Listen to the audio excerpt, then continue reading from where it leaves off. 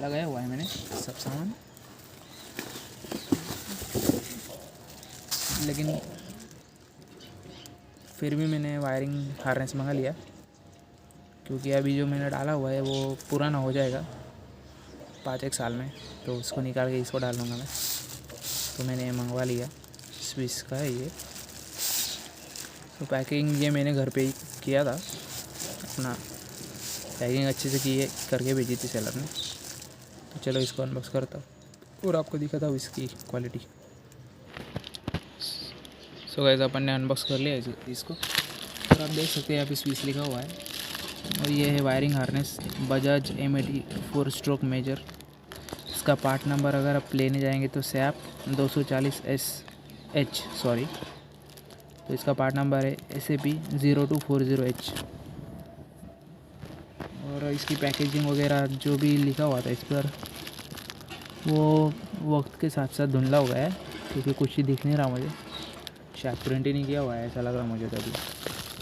और मैंने इस अनबॉक्स, सेलर ने मुझे फ़ोटो भेज दिया था अनबॉक्स कर, तो चलो मैं इसको निकालता हूँ।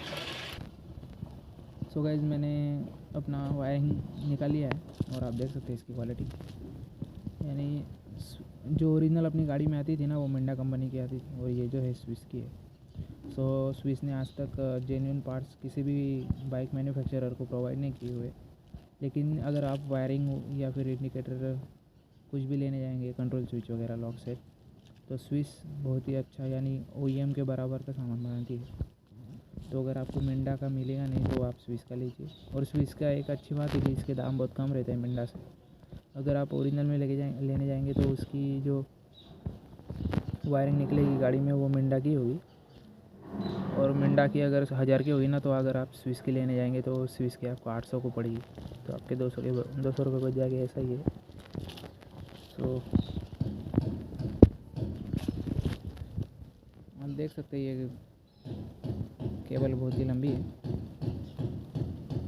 और मैं आपको ये मैंने मेरी गाड़ी में इंस्टॉल कर लिया है, इसलिए मैं आपको इसका आइडिया दे देता हूँ। और आप देख सकते हैं इसकी स्विच पे अपना वायरिंग पे भी स्विच ही लिखा हुआ है। सो मैं आपको एक एक सॉकेट का एक